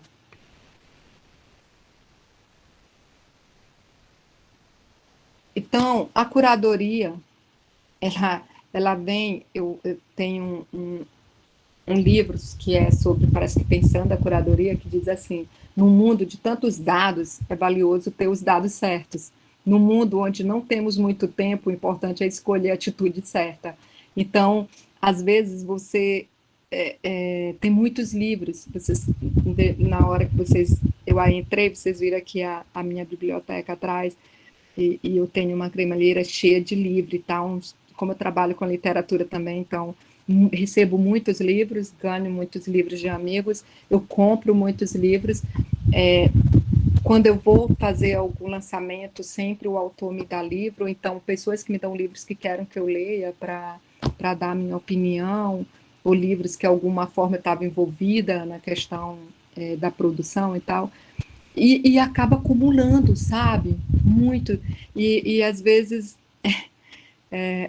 assim, meu marido uma vez disse para mim, tu já leu todos esses livros? Eu disse, não é preciso eu ler todos. Eu às vezes quero ler um capítulo de um livro. Tem livros que eu já li todos aí, tudo. Mas a maioria não, porque é um capítulo, às vezes um poema que alguém diz, só por causa de um poema a pessoa me dá o livro, ou então porque eu fui dar uma palestra não sei onde, a pessoa diz, professora, me lembrei de você, me deu, eu te comprei esse livro para ti e tal. Ou então é um curso que eu vou, que alguém falou do livro, e eu acabo lendo, comprando o livro para ler. Eu até já deixei de ler livro um pouco, porque eu acabei adquirindo um leitor eletrônico e ele acaba indo comigo, porque ele tem mais de 3.000 livros, então eu não conseguiria viajar com uma estante de 3.000 livros, mas ele cabe na minha bolsa com 3.000 livros. Então isso é muito importante quando a gente está envolvido também com a área da leitura. E aí isso é saber o que eu quero. Eu quero isso tudo. Então eu já doei muitos livros, porque é muita coisa, né? Então, no mundo de coisas demais, é essencial selecionar, escolher e reduzir. Então, a curadoria nada mais é do que isso. É você pensar o todo, o universo da obra de Marlene Barros eu pensei, depois eu selecionei um tema e depois eu reduzi, e a gente só foi com 6 trabalhos para aquela exposição. Eu podia ter levado as outras que ficaram no ateliê, que também dialogavam com o tema, mas a gente fez um recorte de técnica, de abordagem, e que fosse mais recente. A gente fez um recorte de 2014 a 2024. Não, antes de 2024 a gente não queria obra nenhuma. Então, foi esses recortes. A gente fez recorte cronológico, a gente fez recorte de técnica e a gente fez recorte de abordagem. Então, no contexto do excesso, curadoria ela não é só um modismo, ela dá sentido ao mundo. Na hora que você reduz, na hora que você seleciona, não sei vocês, assim, a Elisane falou que tem alguém de letras aí, outro dia eu estava organizando um livro e a pessoa trouxe para mim assim, tipo, eu tenho 200 poemas, não vai conseguir, não, tu não vai conseguir, vamos selecionar uns poemas dentro de uma linha, eu queria no aspecto religioso, família, eu digo, então pronto, a gente vai selecionar um poema na área do aspecto religioso, no aspecto da cidade de São Luís e no aspecto da família. E aí a gente conseguiu, de 200 que eu li vários, não li os 200, li praticamente ali uns 150 poemas e selecionei 27 poemas, dentro do conceito que a gente se propôs a fazer. Mas foi uma briga muito grande, porque geralmente o artista e o autor, ele quer tudo. Só que não adianta você colocar tudo quando quem vai apreciar não vai conseguir ver, não vai conseguir ler. Então, reduzir, selecionar, ele é muito essencial, entendeu? Ele é muito bom para a gente acesse, para que as pessoas acessibilizem, né, aquilo. Então, aqui, eu vou dar uns exemplos de experiência, né, de curadoria ali. Por exemplo, onde foi os primórdios, né, da curadoria? Ele foi, olha só, gente, como uma coisa é antiga e só agora que ela ganhou nome. Ela na França, em 1803, como é que Napoleão constituiu um museu? Eu não vou entrar nesse mérito, mas é muito triste a gente saber que os museus, praticamente, eles foram organizados a partir de você tomar a obra do outro. Então, para mim, o museu de Napoleão foi a partir das lutas, né, e de você, quando você conquistava um território, você roubava, né, trazia, né, não sei, eu não queria usar roubar, gente, mas pegava as obras daquele lugar que você conquistou e trazia para a França. Então, eram tanta coisa adquirida que não cabia mais, sabe? Então ele contrata o Barão de Denon, que era o Dominique Vivant, e ele, no meio daquilo tudo, que era tanta coisa, que ele não sabia o que fazer, então ele começou, para mim, o primórdio da curadoria começou com o sistema de organização desse homem. Então ele começou a fazer cronologicamente, separando por anos, de quando era aquilo, o que era, né? Então separou o quadro para um lado, escultura para outro, e ele foi selecionando e organizando. Esse sistema de organização ficou tão perfeito para se ver e para se ter uma relação de experiência com aquilo, que aí foi ali que mais tarde se deu o nome ao Louvre. Na realidade, o Museu do Louvre, em Paris, ele foi o Museu de Napoleão em 1803, e que ele virou o museu pelo sistema de organização perfeito, né, pelo Barão Denon. Então, como era a proposta? Ele foi cronologia, depois ele botou as escolas, depois, sem intenção, se configurou na observação da revolução da arte no tempo e no espaço. Ele organizou, sem perceber que ele estava criando um sistema de organização museológico ali nos seus primórdios, colocando as obras no sistema de organização no tempo e no espaço.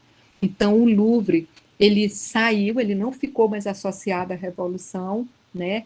Não era restrito a um grupo, mas ele foi aberto à apreciação e ao entendimento da história da arte. Então, quem já teve, né, a oportunidade de visitar esse museu, ele percebe como ele é sistematizado, que você pode fazer a sua visitação a partir do que você quer. Você quer ir para a arte antiga? Você quer ir para o Renascimento? Então, ele é selecionado cronologicamente por escolas, ele é organizado no tempo e no espaço de cada trabalho daquilo.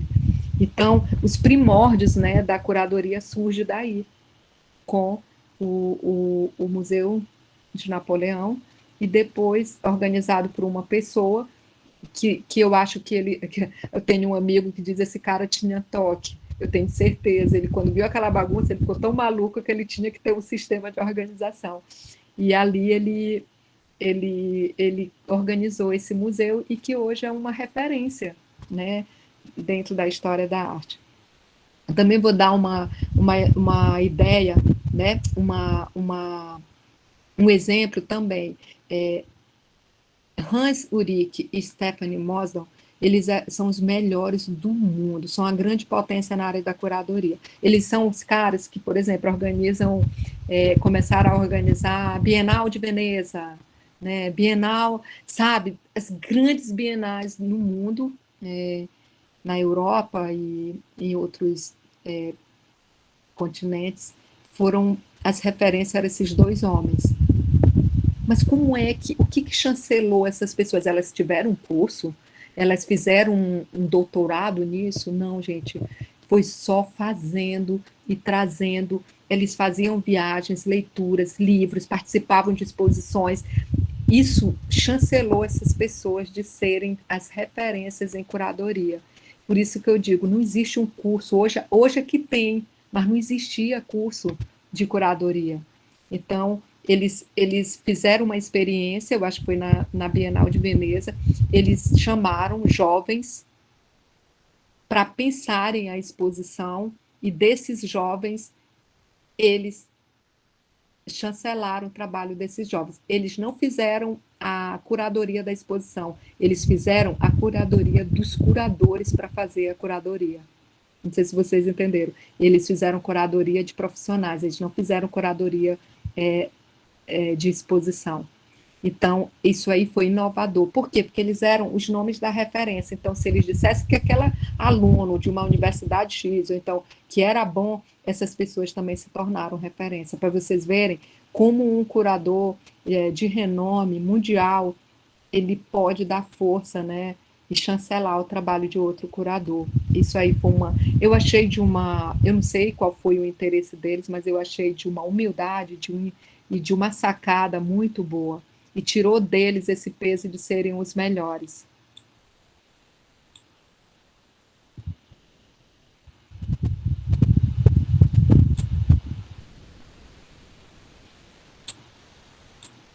Então, a curadoria ela é um conceito que até então fazia parte mais comum, né, no campo da museologia, das artes, da exposição, mas também vem sendo aplicado, como eu falei no início, no campo da educação, do jornalismo, da comunicação.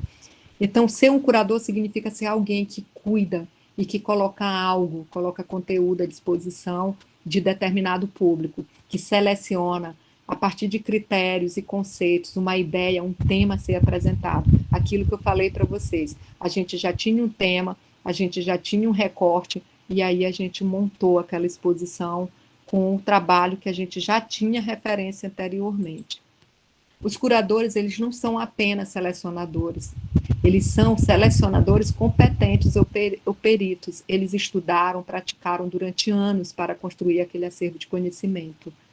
A curadoria, ela baseia-se nos juízos e instintos aprimorados por uma infinidade de horas e de aprendizado e imersão. O bom gosto, uma ideia difusa, mais central às curadorias. É algo cuidadosamente cultivado. O valor da curadoria ela está na seleção bem informada, no conhecimento que não pode ser dissimulado. Essa mestria, essa expertise que torna a curadoria significativa. Gente, eu não fiz curso de curadoria. Agora que eu vivo fazendo workshops e tal, para me aprimorar naquilo que eu já fazia há muitos anos e que eu não sabia, né? Lá quando eu entrei no SESC, na década de 90, que a gente selecionava acervo, que a gente cuidava desse acervo, que a gente montava a exposição, desenhava a exposição, utilizava recursos de mediações na exposição, ali eu ainda não tinha, eu era estudante de educação artística da UFMA, eu não tinha noção do que aquilo que eu estava fazendo, eu só estava fazendo o que tinha que ser feito. Então, com o partido da capacitação, do investimento que o SESC fez em mim, para que eu participasse de imersões em bienais, em exposições, em formações voltadas para as artes visuais. Na época era só eu que era a responsável por artes visuais no SESC. Então, eu recebi ao longo de muitos anos, eu recebi capacitações na área de audiovisual, artes visuais e literatura, porque eu ia trabalhar com essas três linguagens dentro do SESC. Então, o que me fez uma curadora? São as formações, são as viagens que a gente faz. mesmo eu indo de férias, eu sempre tirava, ou fora do Brasil, ou dentro do Brasil, eu tirava uns dias para olhar as exposições daquela cidade, e também de sentir a cidade. Como é que você sente uma cidade? Você indo para o mercado da cidade. É onde estão as pessoas daquela cidade que estão ali, não são turistas. Então, eu ia para o mercado, assim, sentir a cidade, para depois você também ir às exposições, para você sentir as exposições daquele lugar. Então, muita experiência que traz foi de você olhar, foi de você trocar, foi de você conhecer, foi de você visitar, foi de você ler, né? Você ter acesso a essa narrativa dentro das artes visuais, que era meu foco de interesse. Então, isso me fez, hoje, fazer curadoria e ser assessora, né, de uma artista como Marlene Barros, que já tem aí hoje, em 2024, Marlene faz 40 anos de carreira artística, e eu sigo Marlene desde a década de 90. Então, quais são os efeitos, né, da curadoria, né? São os princípios e subprodutos da categoria, da curadoria. Eu tenho que reduzir, depois que eu reduzo, eu tenho que refinar, aí depois que eu refino, eu tenho que simplificar, e depois eu tenho que categorizar. Então, selecionar e organizar significa reduzir e refinar. Simplificar, gente, simplicidade é o exato ponto médio entre o pouco e o muito. Isso não fui eu que disse, né? Foi o Joshua Reynolds, quando ele fala sobre curadoria. Quanto mais você simplifica, você consegue alcançar o seu objetivo dentro de uma proposta de exposição. Então, categorizar é a seleção para algo dentro de algo. Quando eu categorizei ali a exposição de Marlene, que a gente quis trabalhos só com linhas, então eu selecionei os trabalhos com linha dentro do universo da produção de Marlene Barros. Aí eu não vou falar sobre isso aqui, porque toda exposição, hoje, no Brasil, a gente não tem, gente, só dar um exemplo aqui, a gente não tem um público de apreciação, então a gente ainda tem que recorrer à curadoria educativa para tornar acessível o conteúdo da exposição. Mas quem que vai falar sobre isso com vocês é Paula, num outro momento. Eu só coloquei aqui para dizer que isso é muito importante também, o curador estar junto com uma equipe de curadoria educativa. Por quê? Porque curador deriva de curar, deriva de quisela, cuidar por alguma coisa, ele dá atenção. Então, esse dar atenção também é na hora da gente planejar como é que eu quero que isso chegue até essas pessoas. Então, pode ser com palestra, pode ser com oficina, pode ser com roda de conversa, pode ser com banner, né? Então, isso vocês vão falar, Paula vai falar para vocês mais especificamente, com mais expertise sobre isso. Então, como não se faz, né, uma exposição sozinha, essa exposição, ela tinha uma equipe, a artista visual Marlene, a Júlia Martins, que era uma produtora cultural que cuidava de todas o que era necessário, né, para a documentação, o Fábio, que coordenava geral esse projeto Entre Linhas, mas ele também era o arquiteto que fez a expografia junto comigo, e eu como curadora. E aqui é sobre a nutrição estética. A gente fala de uma nutrição que a gente tem que se alimentar, que a gente tem que estar bem, mas culturalmente a nutrição ela é um ato de dar sustento, alimento. E qual é a prescrição? É o uso prolongado. Gente, a gente que trabalha com cultura, a gente tem que estar olhando sempre, a gente tem que estar pesquisando sempre, a gente tem que estar lendo sempre, não só sobre o conteúdo de artes visuais, mas sobre tudo, porque é essa visão expandida que vai fazer da gente perceber como é que eu quero montar uma exposição, como é que eu quero, qual o objetivo que eu quero com a produção do trabalho dos meus alunos. Eu digo que nós de culturas nós temos um privilégio muito grande de ser oferecido para a gente, oferecido para a gente, né, através dos nossos professores, um leque de possibilidades de ter acesso à cultura. E aí é você que seleciona como você quer expandir, né? Eu quero expandir só na área, né, das artes visuais, da performance, eu quero eu quero falar, não, eu me interesso muito pela arte antiga, eu gosto muito da arte da pré-história, eu gosto muito da arte egípcia, eu gosto muito das vanguardas europeias. Não, meu lance é arte contemporânea. Então, esse leque de possibilidades para a gente é que eu digo que a UFMA me deu, e eu expandi quando eu fui estagiar no SESC, que fiquei no SESC e trabalho até hoje lá. Hoje não estou com artes visuais, porque fui assumir um outro cargo de supervisão, mas eu estou pesquisando sobre tudo, né, de todas essas linguagens, que hoje eu sou supervisora. Mas estou também me especializando em mediação cultural, que para mim é a alma para a cultura. Quanto mais a gente perceber, né, ferramentas de chegar até essas pessoas, porque o que eu vejo, eu quero que também as pessoas vejam. As pessoas não vão ver com o meu olho, mas eu posso, né, contribuir para que ela olhe com o olhar dela. Então, a minha apresentação, gente, ela termina aqui. Eu não quero que vocês olhem com os meus olhos, mas eu gostaria muito que vocês, com as informações que eu dei, olhassem com as experiências de vocês. Muito obrigada.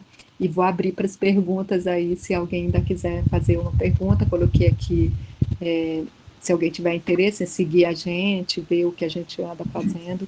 Tem um ateliê e tem o meu perfil no Instagram. Aí eu vou fechar aqui, né? Posso mandar também essa apresentação para Elisene? Sim, vai ficar gravada, a gente vai colocar no canal do YouTube do curso, depois eu vou te mandar o link do canal. E foi muito valioso essa experiência, né, dessa troca de conhecimento, da tua experiência, né, como curadora, principalmente dessa exposição agora recente da Marlene Barros, que é uma exposição super sensível, né, como todos os trabalhos que ela faz, de uma sensibilidade muito grande, que traz a gente para pensar muitos aspectos, né, da vida da gente, e principalmente o nosso papel de mulher nesse mundo, né, tantas coisas que nos abarcam aí, e o trabalho da Marlene é fantástico nesse sentido. Gente, alguém quer fazer alguma pergunta para a Betânia? Ela deixou o contato dela aí. Eu quero só fazer um lembretezinho de amanhã, rapidinho, que a gente vai ter a oficina amanhã, né? A oficina com o artista visual Valdeir Brito. Ele estava em exposição no SESC recentemente. E que ele ainda está com uma exposição no SESC. Eu vou pegar Não, aqui ele estava, agora a gente está com uma exposição. Ah, sim, foi dia 30, encerrou, né? Finalzinho do agora mês. A gente está com uma exposição Pássaras e Bicharadas de Upaon-Açu. Ah, que massa, muito bom. Professora? Então, pode falar. Vou só pegar a lista de material que ele pediu amanhã para vocês estarem, tá? E aí, enquanto ela fala, eu vou pegar aqui a listinha. Tá. Sobre o contato da senhora, a senhora deixou no chat? Eu posso colocar. Eu botei lá na apresentação, mas eu vou botar aqui, tá, gente? Se vocês... Esse número, ele também é o WhatsApp. Se vocês precisarem de algum conteúdo que eu tenha, eu posso enviar, viu?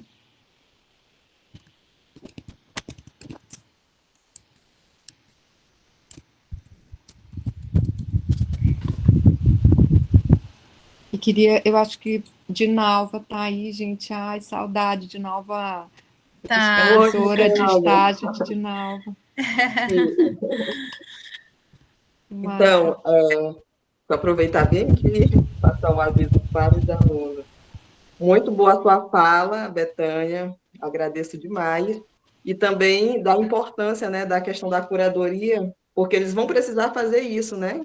Por exemplo, eu sou tutora do Polo de Codó, tem alunas que produziram 4 trabalhos, então não vai poder colocar os 4, né? Então aí já vem esse posicionamento crítico, né, e selecionar aquele trabalho de acordo com a proposta desses alunos, né? Então é importante ter essa visão, né, da questão da curadoria.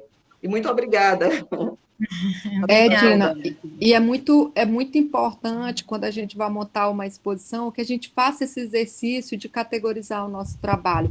É técnica, título, artista, conceito, memorial descritivo, porque não fica só o trabalho pelo trabalho, mas você categoriza, você valoriza o produto que você conseguiu construir.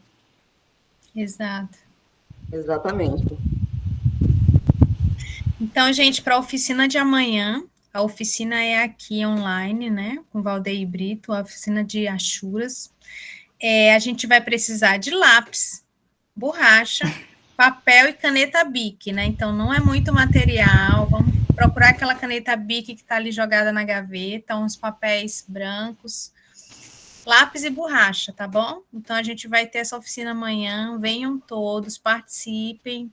Divulguem durante o dia para os outros alunos, lembrem o pessoal quando estiver próximo das 19 horas, tá bom? Que a gente não pode perder a oportunidade de estar conversando com um artista que está tendo o trabalho dele super valorizado, estava agora recentemente na Galeria do Sesc, e tá com trabalhos maravilhosos, aí eu vou mostrar um pouquinho do trabalho dele amanhã para vocês, antes da oficina, apresentar um pouco ele para vocês, tá bom? Betânia, muito obrigada. Gente, eu espero que eu tenha alcançado, né? Às vezes a gente fica, não olha o rosto, né? A gente fica meio sem saber se está atendendo. E aí palestra foi muito leve, muito boa, muito didática, então a gente conseguiu, né, ter esse apanhado, assim, muito bom, do que é a expografia do trabalho da curadoria, então, assim, foi perfeito, né, como a Alex acabou de falar aqui. E aí a gente agradece muito o curso de artes visuais, agradece muito a tua participação, e mais uma vez, além do obrigada, a gente pede que em breve você volte no curso, né, talvez aí para ministrar uma disciplina para a gente, ministrar um mini curso. Eu ia adorar. Vamos programar aí essas novas participações de Betânia no curso de artes visuais. Tá bom, gente? Eu agradeço a todo mundo por ter ficado aqui até o final. Muito obrigada. E amanhã a gente vai estar aqui novamente a partir das 19 horas, tá bom? Gente, muito obrigada e bom descanso. Isso, um abraço a todos. Muitos parabéns aqui para você no chat. Eu estou vendo. Vou encerrar a gravação, gente. Obrigada. Tá.